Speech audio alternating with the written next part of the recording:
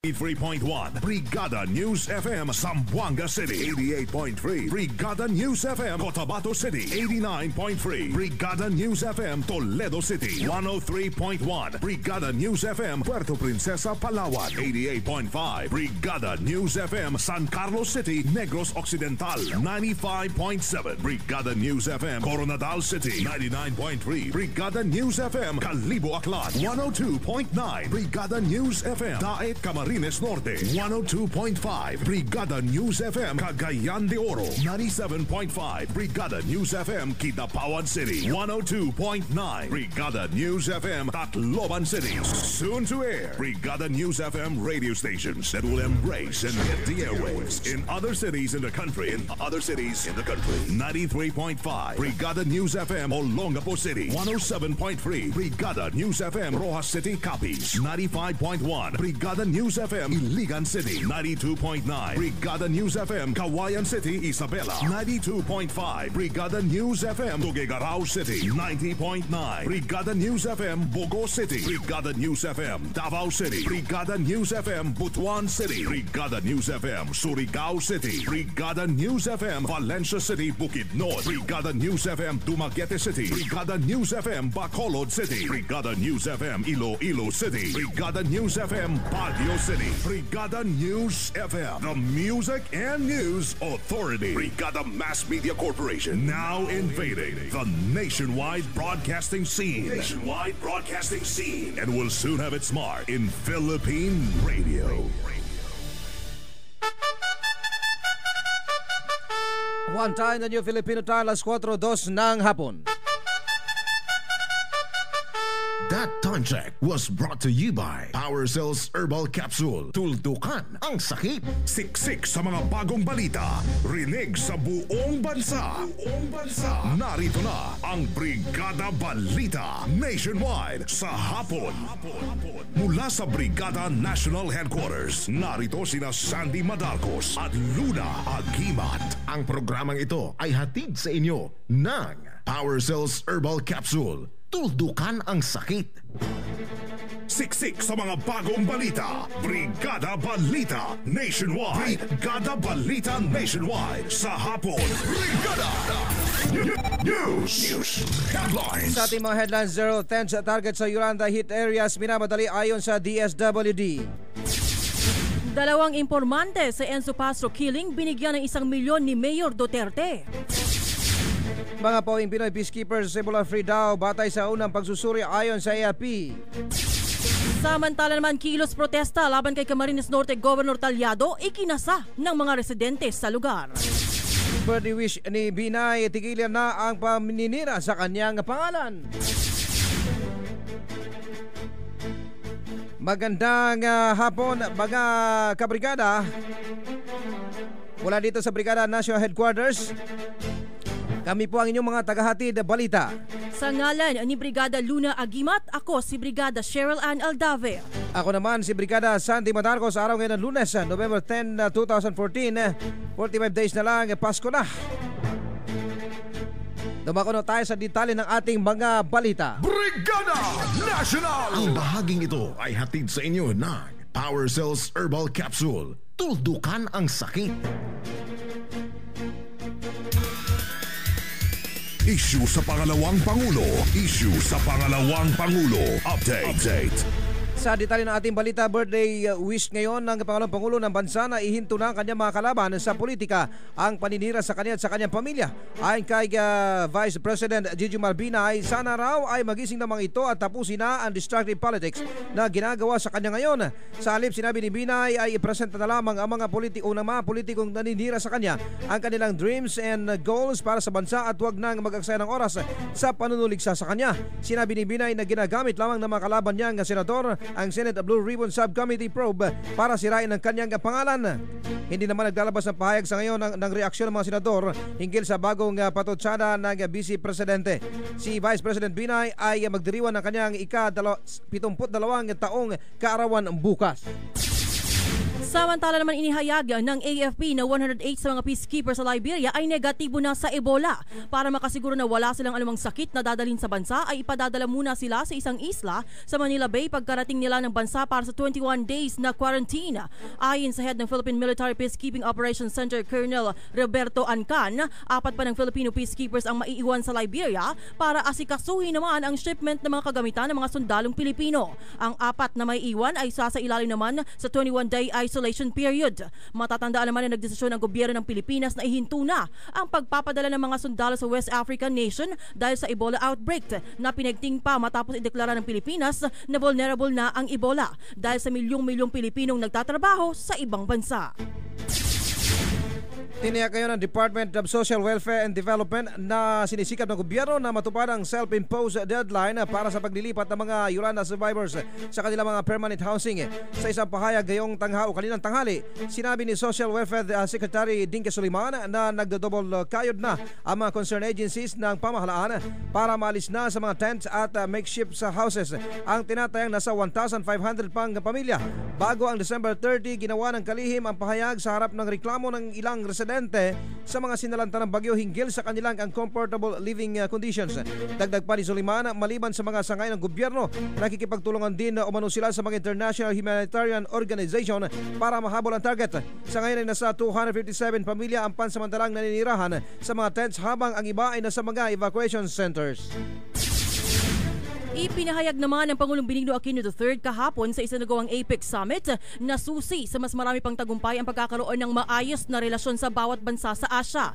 Kabilang narito ang bansang China na kahit pa umano ay may pagtatalong naganap dahil sa pag-aangkin ng China sa mga teritoryo sa West Philippine Sea. Sinabi rin ng Pangulo na may pananagutan ng gobyerno na pangalagaan ang mga bansang namumuhunan sa Pilipinas.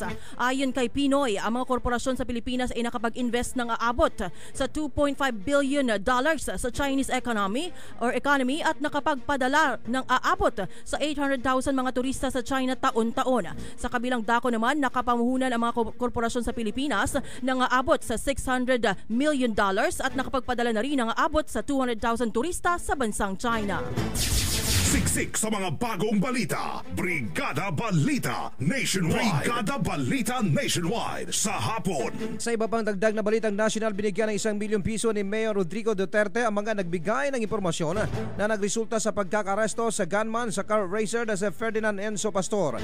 Ang 1 milyon ay bilang pagtupad umano ng mayor ng Davao sa kanyang pangakong pabuya para sa pagkakahuli sa sospek na si Police Officer 2 Edgar Angel. Ibinigay ang pabuya sa dalawang mga informante sa flag raising ceremony sa Camp Crame kaninang umaga. Sa panayam kay Duterte, sinabi nito na kasinungalingan ang ginawang pagbawi ng sospek na pulis na siya ang gunman at itinuro ang negosyanteng si Sandy D. Guzman at ang asawa ni Pastor na siyang mastermind sa pagpaslang kay Enzo Pastor. Si Duterte ay matalik umanong kaibigan ng pinaslang na car racer na siyang nagudyok umano sa kanya para magbigay ng pabuya. Samantala naman sa ganap na alas 9 ng umaga kanina, nagsimula ang kilos protesta na pinangunahan ng iba't ibang grupong nagsusulong sa pagpapatalsik kay Governor Edgardo Taliado sa harap mismo ng provincial capital. Kabilang sa mga dumalo ay ang Federation of Tricycle Operators and Drivers Association of FETODA, samahan ng mga kababaihan, Urban Poor, Volunteers Against Crime and Corruption ng Camarines Norte Chapter at grupo ng mga kabataan. Sa pagtaya ng PNP, hindi bababa sa 500 katao mula sa iba't ibang panig ng probinsya ang dumalo kung saan isinasagawa ng mga ito ang pagbibitiw sa pwesto ni Governor Taliado na nagdala umano ng kahihiyan sa lalawigan dahil sa eskandalong kinasasangkutan nito. Sa kabilang panig naman, minaliit lamang ng kampo ni Governor Taliado ang sinasagawang kilos protesta ng iba't ibang grupo na nagsusulong ng pagpapatalsik sa kanya sa pwesto.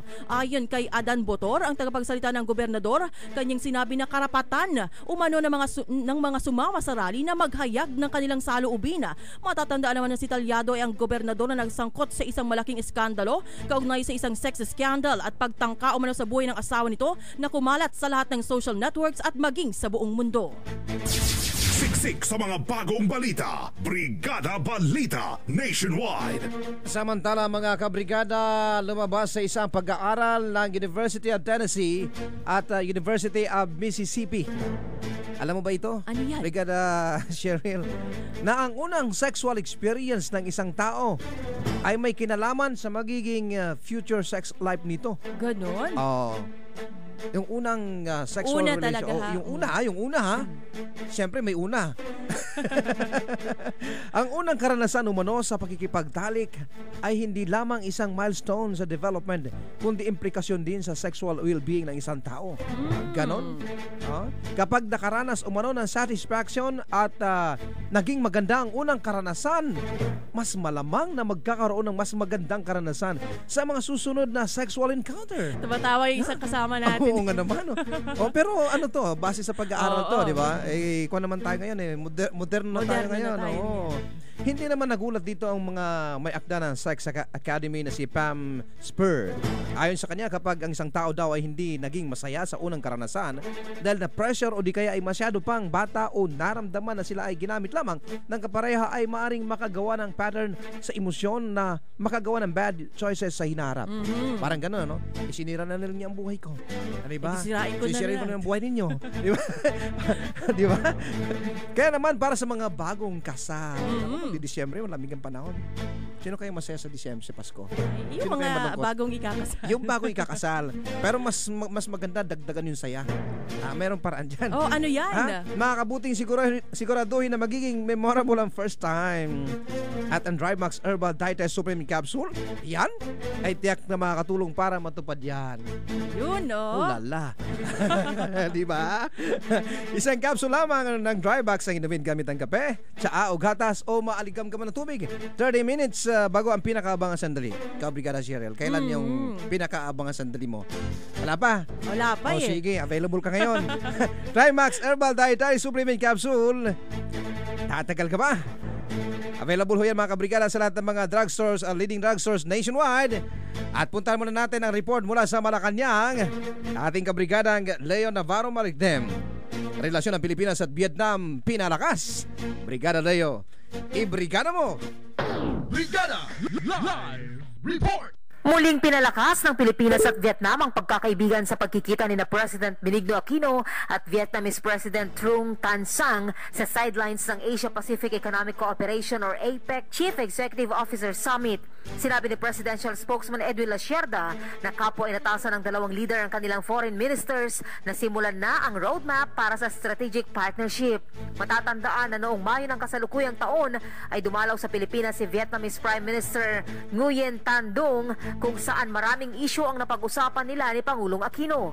Kabilang dito ang pagpapalakas ng trade cooperation sa mga darating na taon, pagdadagdag ng business facilitation at ang exploration ng mga business opportunities, connectivity at food security. Report mula sa Palasyo ng Malacanang para sa Brigada Balita Nationwide, Brigada Leo Navarro Maligdem, Brigada News. Siksik sa mga bagong balita. Brigada Balita Nationwide. Maraming salamat Brigada Leo Maligdem dyan sa Malacanang. At yan ang unang bahagi ng ating balita live na inihatid sa inyo ng Power Cells Herbal Capsule at DryMax Adult Herbal Supplement. Kasama pa rin si Brigada Cheryl Ann Aldave. at ang inyong likod Brigada Sandy Motarcos, manatiling nakatutok sa Brigada Balita Nationwide sa hapon. One time, the new Filipino time, alas 4:14 ng hapon. That time check was brought to you by DryMax Adult Herbal Capsule. Tatagal ka ba? Kataw, anak!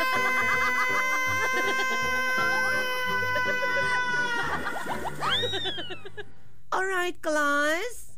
Use the word Canadian in a sentence. Ikaw, Buknoy, use Canadian. My father is a half Canadian. Ay, very good, Buknoy. O ikaw, Bardok, use the word Canadian. Ako po ay inutusan ng nanay kagabi. Sabi niya, magluto ka na dyan. Ay, okay kayo. Kailangan mong kumayod ng kumayod ng kumayod. Kaya naman, palagi kang pagod. Pagod! Pagod! Kaya, para sa katawang malusog, Power Cells Herbal Capsule. Power Cells Herbal Capsule. Taglay ang mga sangkap na purong herbal tulad ng garlic, cayenne pepper, mustard seed at cinnamon bark. Kaya kampante ka sa bawat inumo ng Power Cells. Dapat malusog ang bawat pamilya. Mag-Power Cells na! Power Cells. Mabibili sa mga butika. No approved therapeutic claims. First year anniversary. Darling, nagustuhan mo ba ang dinner natin sa labas? Ika-5 anniversary. Flowers and chocolates for you, darling. Ika-15 anniversary. Biscuit, darling. Gusto mo? Ika-25 anniversary. Ibalik muli ang labing-labing ninyo ni Darling sa tulong ng Tongkat Ali, Ginseng at Ginkgo biloba na nasa Drive Max Herbal Dietary Supplement Capsule. Kasabay ng tamang pagkain at ehersisyo, parang bagong kasal ulit kayo ni Darling. Drive Max Herbal Dietary Supplement Capsule. Available in all leading drugstores. No approved therapeutic claims. Mag-text o tumawag sa 0932-282-8805 para sa karagdagang impormasyon. Ang Power Cells Herbal Capsule at DriveMax Dietary Supplement Capsule ay mabibili na sa South Star Drug nationwide, RBV Pharmacy, Palanas, Lemery, Batangas, Veslino Hidalgo Pharmacy, Poblacion, San Antonio, Quezon, City Drug, Blue Boss, Makati City, at AMYRC Drug and General Merchandise sa Public Market, Santa Cruz, Laguna. The time has come to crown the next environmental queen. Carousel Productions and Crimsilk proudly welcome the delegates of Miss Earth 2014. The most relevant beauty pageant in the world kicks off for another year of caring for Mother Earth. Join the crusade to save the planet. Watch out for the Grand Coronation Night on November 29, Saturday, 7 p.m. at the UP Theater in Quezon City. Telecast on Star World. Also broadcast on November 30, Sunday, 10 a.m. on ABS-CBN. The Miss Earth 2014 delegates will be billeted at Green Sun, the official home, and in partnership with Brigada News FM National, the Music and News Authority.